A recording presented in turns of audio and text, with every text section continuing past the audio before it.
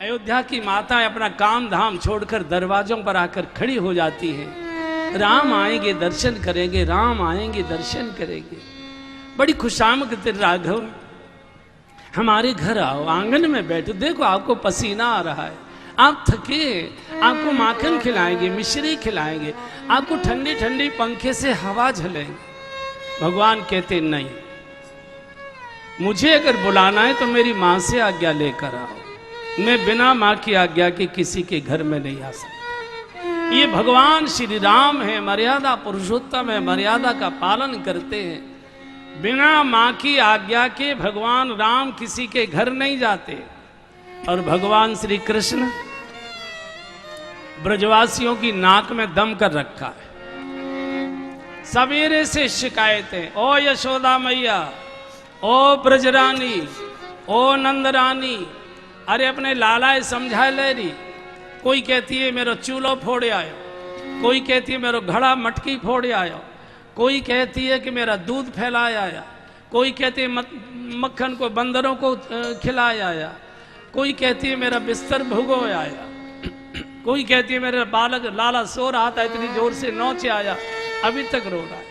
यशोदा मैया तो सिर पकड़कर बैठ जाती है, अरे बहनाओ तुम 10-10, 15-15 बालक कैसे पाल रही हो, या बिजमारी अकेले नहीं, मेरी नाक में दम कर रखो। अब मैं क्या करूं, बूढ़ी है कि कहाँ तक या को पीटू, कहाँ तक या के पीछे दौड़ू। ऐसो करो ना, अब मेरे घर में कोई मक्खन की तो कमी है ना, है पता ना तुम्हारे मक्खन में या को क्या स्वाद आवे। ऐसो करो, मक्खन की मटकी छुपा के रख दिया करो, तो नहीं मिलेगा, लौट ही आएगा।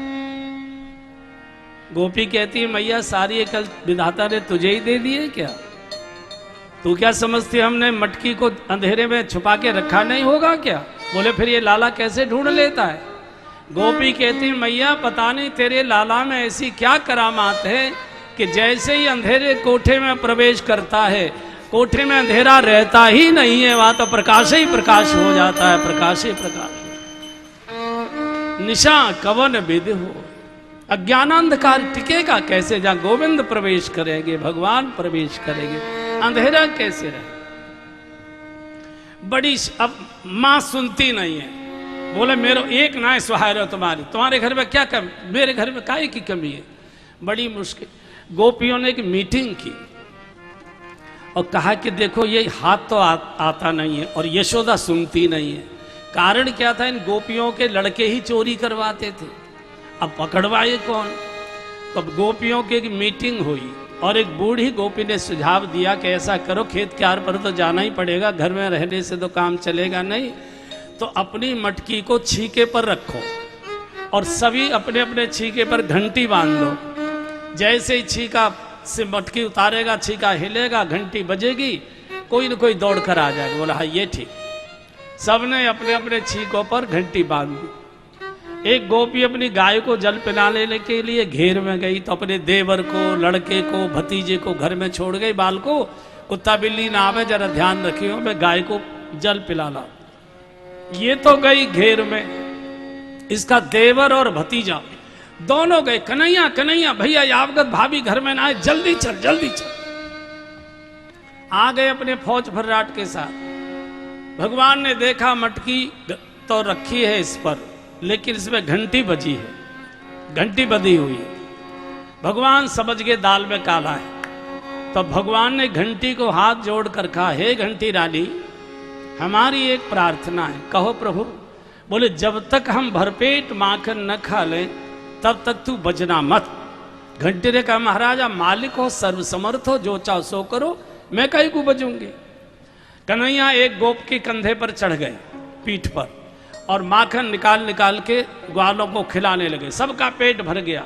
फिर भगवान ने बंदर बुला लिए, ब्रज में बंदर बहुत हैं, और भगवान ने त्रेता युग में जो इन्होंने युद्ध किया था लंका में, भगवान ने तब कह दिया था अब नहीं, द्वापर में तुम्हारी थकान उतारूंगा, माखन मिश्री खिला खिला के चिंता मत करो। बंदरों को माखन खिलाया, बंदर भी छिक गए। तो ग्वालों ने कहा कन्हैया भैया अब तू खा ले। और जैसे ही कन्हैया ने माखन निकालकर अपने होठ को छुआ ही था, टन टन टन टन घंटी बज गई।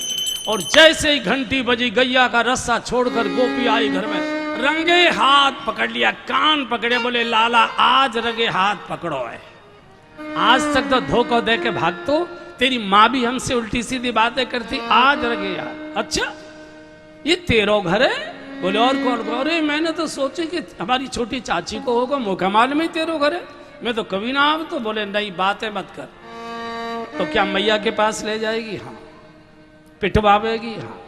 तो छोटा बालक रोतो तो को अच्छा लगेगा? बोले तू बालक ना है, तू बूढ़े को बूढ़ो है, तेने नाक में दम कर दियो है।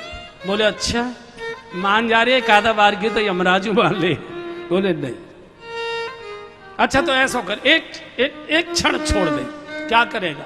बोले घंटी से दो बात करके कर।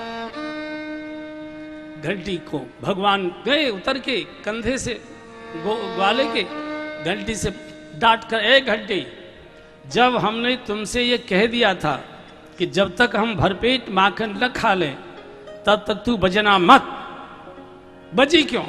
घंटी ने कहा महाराज आप सर्व समर्थ हो, जो चाहो सो दंड दो, लेकिन बजना मेरी मजबूरी था। मजबूरी? तेरी क्या मजबूरी थी? घंटी ने कहा महाराज मैंने तो शास्त्र में ऐसा पढ़ा है कि गोपाल जी का भोग बिना घंटी बजाए लगता ही नहीं है। जब आपने भोग लगाया तो बजना तो मेरी मजबूरी हो गया, और जब शास्त्र बीच में आ गया तो प्रभु मौन हो गए, क्योंकि भगवान तो शास्त्र रक्षा के लिए ही अवतार लेते। विप्र धैन सुर संत हित लीन मनोज अवतार। विप्र माने शास्त्र और शास्त्रज्ञ। ले चल कोई बात नहीं, कई दिन मेरो दाव लगेगा। अब ये हाथ पकड़े घसीटे ले जा रहे, इसका लड़का, इसका देवर, इसका भतीजा, मोहल्ले के बच्चे पीछे पीछे। हमारे ब्रज में घूंघट की प्रथा बहुत ज्यादा है। अच्छा ब्रज की माताएं बड़ी समझदार होती है, घूंघट भी 1.5 फीट का होता है और उनकी जीव भी कहते हैं 1.5 फीट की ही होती है। घूंघट में से बढ़िया गाली सुना देती है। तो ये घसीटे ले जा रही थी, सामने से एक बूढ़े सज्जन खांसते हुए आ रहे थे। तो इस गोपी ने देखा कोई बूढ़े सज्जन है, तो घूंघट काटने के लिए सिर भगेरे जा रही थी। घूंघट काटने के लिए जैसे ही कन्हैया का हाथ छोड़ा और इसने घूंघट खींचा तो कन्हैया को मौका मिल गया और उसके देवर का ही हाथ इसके हाथ में पकड़ा दिया। और कन्हैया दूसरी गली से मैया की गोद में, मैया बहुत थकान है कि आजा बेटा आजा बेटा आजा, गोद में लिटा लिया। और ये अपने देवर को ही घसीटे ले जा रही है। ओ यशोदा मैया, ओ नंदरानी, ओ ब्रजरानी, रोज कहती थी कि मेरे लाला को झूठो नाम लगाओ, झूठो नाम लगाओ।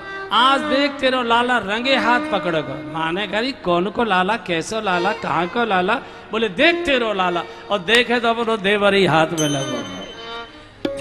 ब्रज की लीला बहुत रसीली, लेकिन अयोध्या का जो ठाकुर है बहुत मर्यादा। नाम ही पड़ गया मर्यादा पुरुषोत्तम भगवान श्री राम।